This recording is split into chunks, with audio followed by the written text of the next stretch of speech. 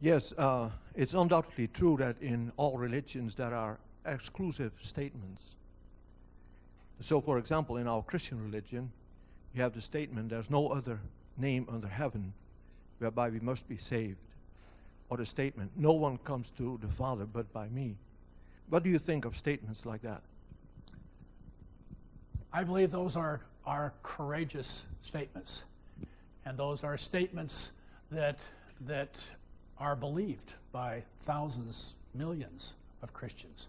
And I believe that. But that doesn't mean that I am thereby opposed to someone else who has a different understanding of that. I also, while I believe it for me, I'm not going to impose it on someone else. And furthermore, I am going to let God make those judgments. I'm not going to try to make any of those judgments. That's the humility part that I argue for.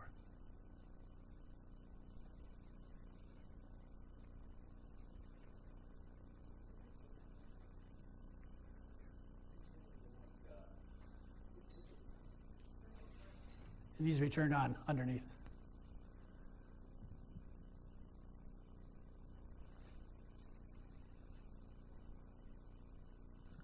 There's another mic coming.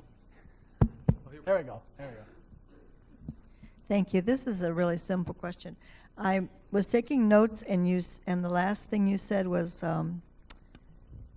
misted over by the breath of our own humanity. Mm-hmm. Was that Jane Goodall or someone? That was a quote from Jane Goodall. Jane Goodall. Thank you. And we look through various windows, and those windows are misted over by the breath of our own humanity. That's a great quote. Yep. Sort of like the veil. Yes, I was at a gathering today, and it was at Aquinas, and it was a non-denominational gathering, and we were talking about that God is in every one of us. God is in the summer, spring, winter, and fall, and not one group of people has just the right answer. So we talked about tolerance, just as you did. And I found when I first came to Grand Rapids, I came from a big city. I was totally floored. It was quite a few years ago. Things have changed here. People have become more open and more accepting. I'm Jewish, and when I first came here, the neighborhood that I was in asked me what church I went to, and I told them that I went to a synagogue. They were totally dumbfounded. They said, "What is that?" And we never met a Jew. You're nice. And so today is a very different story. And, I'm very thankful. I think Grand Rapids has done great growing. And hopefully will continue to grow. So. Thank you. I'll tell you my own story. When we moved here, we lived in Hudsonville. It was close to just south of campus. We found an acreage there, and we really liked it. And our realtor said, by the way, this part, it's northern Georgetown Forest, if you know that area, this part is integrated. I said, oh, that's interesting, really? Yes, 2 blocks over there's a Baptist living. So it is true that West Michigan has some very strong ethnic, religious traditions. And I guess my approach to this is that that's not bad.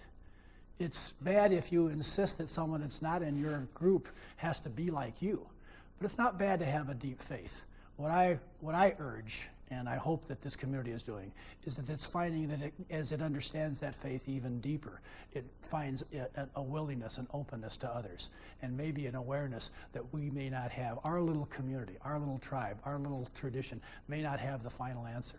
We may be just having a piece of understanding of the total. And that not only do we need to tolerate and respect, we need to learn from other traditions. We need to learn principles there. That's what holy envy is always about.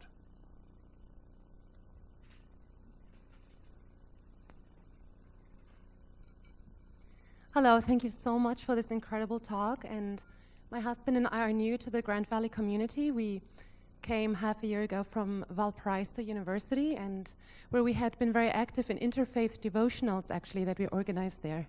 And so we've been doing that, living in Hudsonville for some 3 months now, interfaith devotionals. And we had been thinking about and wondering how to start such an initiative on the campus, because it is just this incredible beauty when reading the holy writings of all the faiths and seeing how they just in such beautifully different ways say the same thing, and how, at least in our understanding as Baha'i, is also how it's the same source coming and inspiring them all. And so, we basically we're wondering now, okay, how can we help the process? You're at the campus now, you said? You're at Grand Valley? Okay. There are actually a dozen or more faith-based groups, student groups at Grand Valley. Some of them are very open to this kind of thing, and we are going to be meeting with them. That's one of the initiatives that we have for our 2012 Year of Interfaith Understanding, is to get those student groups, those that are willing and want to be part of it, get those student groups to participate in the kind of thing that you've described. She has something else to add. And is it then also possible for the Baha'i community to be officially part of that? Certainly. We are not excluding. As I said, my own background, it comes more from the Abrahamic understanding, and Baha'i is another approach to this. Now, I think it's important to not downplay our own individual beliefs. I think particularity is important, and to say just everybody's all the same, I think it's not helpful. I think it's important to recognize where we differ, and that enables us to grow. And understanding that difference is the exciting part of the dialogue. That's what the Faith Club is all about. I think that's what interfaith dialogue is all about. It's when you realize that we're not the same, and we're not maybe asking the same questions, that we can learn. Thank you for a very excellent talk. I really appreciate it. And it's very easy to talk like this in a community where we're very safe. But I wonder how what we would say to people who have just lost a young child in a suicide bombing, or someone who has just been killed by an Israeli soldier, or whose father had just been killed by an Israeli soldier. I guess I have a tough time relating to that situation over there when I sit here. I understand, and you recently came back from Israel, as I did last year. It's tough.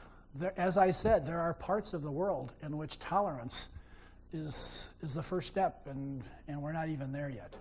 There's no question about that. And I've also tried to illustrate that this is not unique to today. This has been going on not only in American history, but in world history. But what's unique today is that the stakes are so much higher. The stakes are so high. A flare-up in Palestine, Israel, or a terrorist bombing someplace can lead to this significant worldwide war and issues and major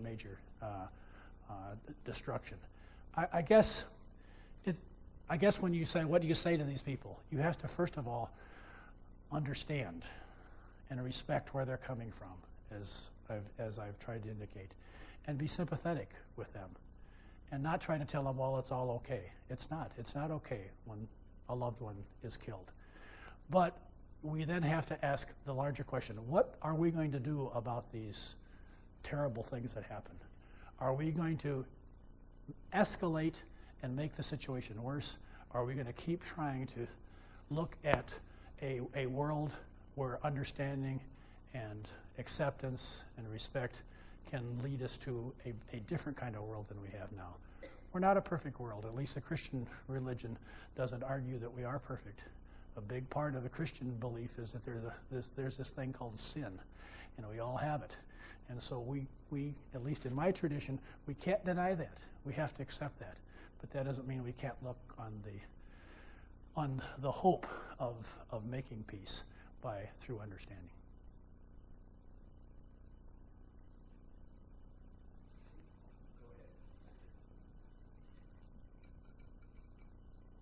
What is a good way to encourage dialogue among people whose primary goal is to win the debate or to convert?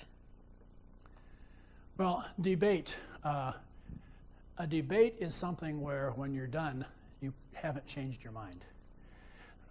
There's a winner, there's a loser. I mean, I was in debate in college, and I remember we always loved coming home with a trophy. We were the winners.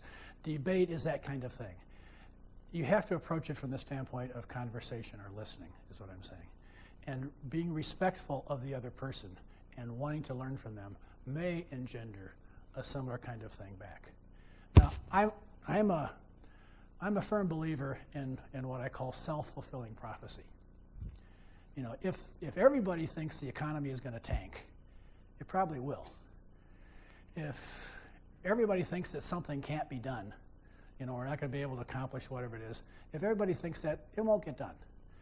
Negative self-fulfilling prophecy is almost 100%. Positive self-fulfilling prophecy isn't 100%, but it's a better way to live. And when you prophesy, when you act as if things are going to get better, you got a chance of it getting better. When you act as if the enemy is always the enemy and never deserves any love, never deserves any respect, if you act that way, that prophecy will be fulfilled as well.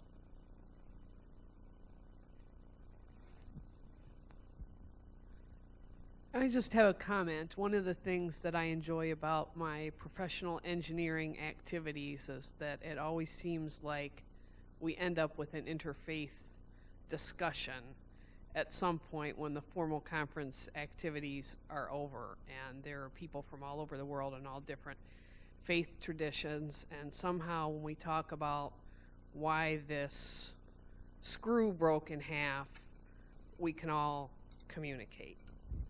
And so I know you've done some work with science, and maybe you have some comments on how to bring the scientific or technical method of discussing things into the interfaith movement.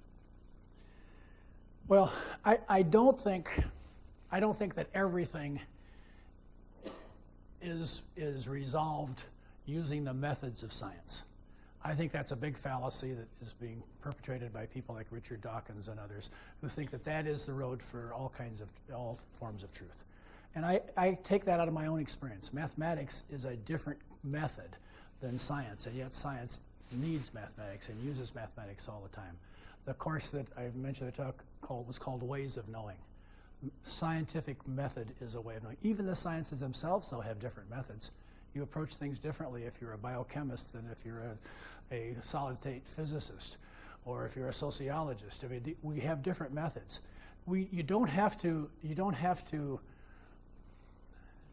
deny the unity of reality. Reality is still unified to have different methods and ask different questions and to have different approaches. So I guess as far as coming from my experience with the science community and dealing with the issues of science and religion, that's what I would say, is that even in the sciences we take different approaches, and that's okay. You know, it's really interesting. You don't hear biologists running around saying, "Oh, those physicists, I wish they just weren't even part of the world anymore. I mean, I don't know why they do what they do." I mean, there's a kind of a base level respect between the sciences, and maybe that's the lesson we can take to other kinds of discussions. There's a question down here. I'm not so sure about the physicists, but I guess, you mentioned, particularly when you had the Dalai Lama quote, this does seem to presuppose a kind of openness. And I don't mean to be pessimistic, but you talked about the rays of hope, and you see some. But I wonder if you wouldn't comment on what seems to be, I mean, you can't have a ray of darkness. I guess it would be an encroaching shade or something. Particularly in Jewish tradition as well as Christian tradition, there was a spirit of, when you look back, there's a sort of tolerance of open inquiry. That is, you see the different positions that are capable within either faith tradition, suggesting that it was acceptable to be inquiring. And in recent times, I can't help but think that some of that seems to be lost. That is, there's less openness to the thought that this is still a sort of ongoing discovery. Mm-hmm. And I'm wondering if you agree, or if you had any, perhaps, venture an explanation. I understand the point. It's certainly the case that politically and in certain religious areas, we have become a polarized community. There's no question about that. That's the reason I found it interesting on the immigration law, that there was the bipartisan support and bipartisan disagreement. We have become polarized, and maybe, we're starting to see the dangers of that, and maybe we're moving away. I guess a couple of responses. One is that if you look at it historically, the movement has been towards more understanding. We are living in a world where we have to face the stranger. For many centuries, millennia, you could live your entire life with a community, same religion, same language, same beliefs, same job that your father had. I mean, all of that. And the world has changed, and we are being exposed to more and more different ideas and different kinds of people. When Jim Carroll was here for our interfaith dialogue last year, 2 years ago now, I guess, 2009, he made the point of that doctrine doesn't change until experience changes. He gave us a wonderful example of the cardinal from Boston who was upset with one of the priests that was running around saying there's no salvation outside the church. And what was not known by everyone is that his sister had married a Jewish person, and every Sunday after Mass he went and had dinner with his sister and her husband. And it was the personal experience that led him to a more understanding and a different approach to how you treat those that are different. Now, the other comment I would make is, I found it really interesting that New York Times article, or that full-page ad, then the Christian response to A Common Word, was written by Yale professors. Okay, you can expect that. There were a lot of other persons that you would expect to have signed on to that. But it was interesting, some of the others that signed on. The president of Fuller Seminary signed on. Rick Warren from Saddleback signed that document. Bill Hybels from Willow Creek. These are seen to be conservative mega churches. They signed on to this document as well. I see those as signs of hope. Now, are we there yet? No, we're a long, long ways. And I think there's a real possibility that this could all come unraveled. That's possible. But I think that makes it more incumbent upon us than to do everything we can to push it in the positive. I don't know if that helps.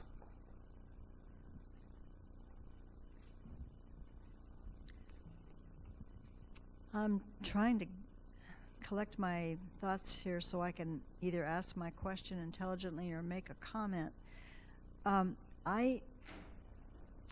still a little hung up on the question about connecting this to the war, and I have a deep belief that we're not fighting a religious war, which we've been led to believe. We're fighting a political war of convenience for resources. And I think what I'm trying to get to is how important it is to understand Islam and educate ourselves so that we truly know, rather than the propaganda we're fed or what we're being told is about Islam, when in fact that may not be true. We've also got, I think we have to, as people who are in this room just asking this question, we have an obligation to educate ourselves about what we think we know about the other religion, what we think we know about the stranger. And for example, when my son was in Iraq, he heard the call to prayer every morning. He thought they were calling for his death. He was totally misinformed, when in fact they were calling the common people to prayer. And we just can't let ourselves be misinformed anymore. It's just too dangerous. Thank you. I would agree very much. And remember some of those principles of dialogue. It's don't compare the worst in the other with your best. And also don't let someone interpret the other, try to find out from that person themselves what their belief is, what they're all about. Get to know people. Get involved in this. And then certainly education is important. As a professor, I'm not going to argue against education. But I'm going to suggest that it be an education of a certain type as much as possible. It's an education of personal experience. getting to know people. I had the wonderful privilege shortly after I was appointed the director of the Kaufman Institute, I was invited to Jerusalem to the Shalom Hartman Institute, where every year they bring together about 25 Jews, Christians, and Muslims, and we spend all week, all day long, studying the texts around a certain theme, the Jewish texts, the Christian texts, and the Muslim texts around that theme. And in your group, they were in small groups, and in our group was always representatives of these traditions, and we heard from them about what these texts they thought meant, and then we interacted with that. And that the experience of working with and talking with someone who has different ideas than I have is a wonderful experience. It's a learning and growth experience, and that's the kind of learning I think we need to do. I had just another question in that I would like to understand a bit better when you pointed out that it's important to understand our differences, and like what are the reasons that it is so important to understand our differences rather than looking at our similarities? Well, there are certainly similarities. I mean, the common word is a strong statement that what the Muslim clerics and scholars said is that we have something in common with the Christian community: love of God and love of neighbor. No question, we should talk about what we have in agreement. All I'm suggesting is that I don't find it helpful to everybody get around and say, well, we all believe the same thing, and sing Kumbaya and say, oh, isn't it wonderful that we're all in agreement? I think there are real differences, and I think that one learns most by certainly pointing out the things that we have in common, but also exploring those differences. You learn best when you understand and get inside the mind of someone who is different than you are. And I think that's one of the important things. I also think that religions, by their nature, have a particularity to them. The stories that we tell are particular stories. There are particular people, particular stories, particular parables, particular sayings. And those things can't all be reduced to a sort of vanilla, a lowest common denominator, nor should they be, is what I would argue. We want to find out what those particular understandings may enable us to understand.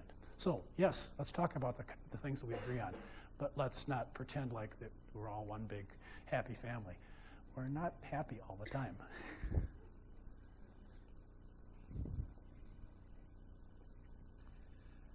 Dr. Kindschi, what hope do you see?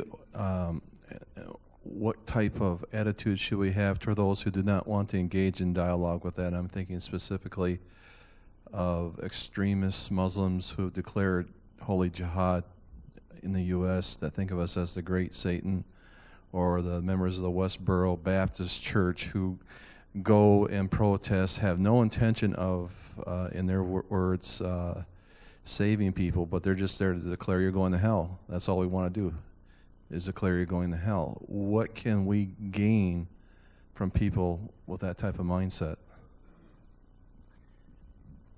What can we gain? I guess maybe a little reality about the way the world is and how much progress is yet to be made. I certainly don't defend those attitudes, and I don't excuse them. On the other hand, I don't ever want to be guilty of sinking to that level, of taking their level. Let's try to move the conversation up. If we can't succeed, okay, we haven't. But whatever we do, let's never take the conversation down to the level of those that we don't respect. I get very concerned when I hear someone saying, well, we shouldn't allow anyone to build a mosque in America until Saudi Arabia allows Christian churches to be built there. Well, since when was it America's goal to have that kind of an attitude? Aren't we wanting to set the level a little bit higher than that? Aren't we wanting to set a principle of tolerance and a principle of understanding that is higher than the worst possible case that we can find around the world? So I guess that's the way I would address it. It's real. It tells us how serious our problem is, but it's always incumbent upon us not to go to that level ourselves. And actually, I am protesting that you will never find, there will never be a synagogue built in the independent city-state of Vatican City.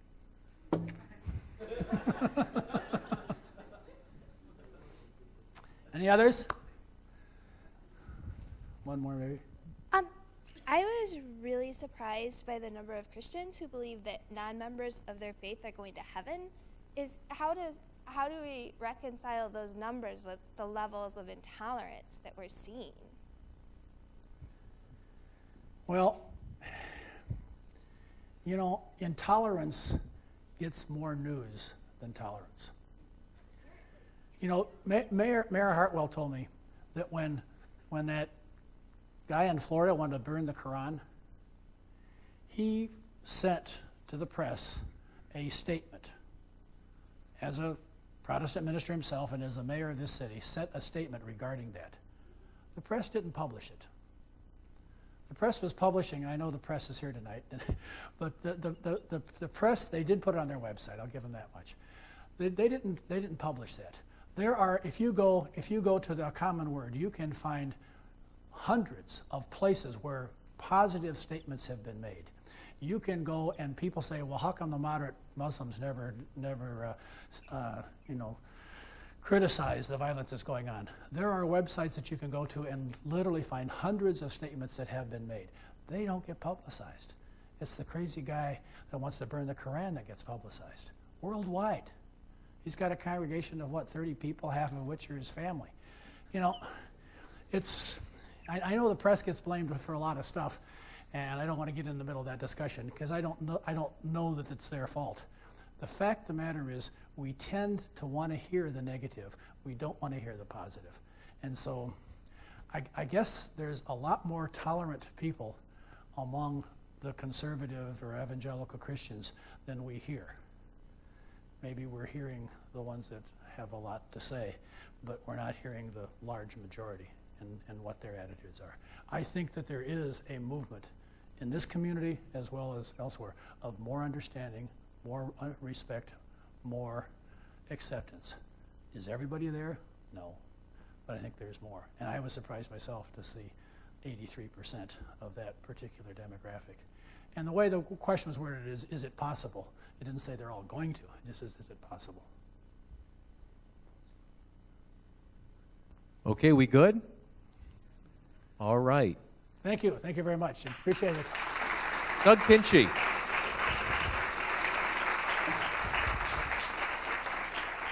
Thank you. Have a wonderful evening, and don't forget the websites, interfaith-mi.org for Kaufman, interfaithdialogueassociation.org for IDA if you want to be on our e-list, and have a safe drive home.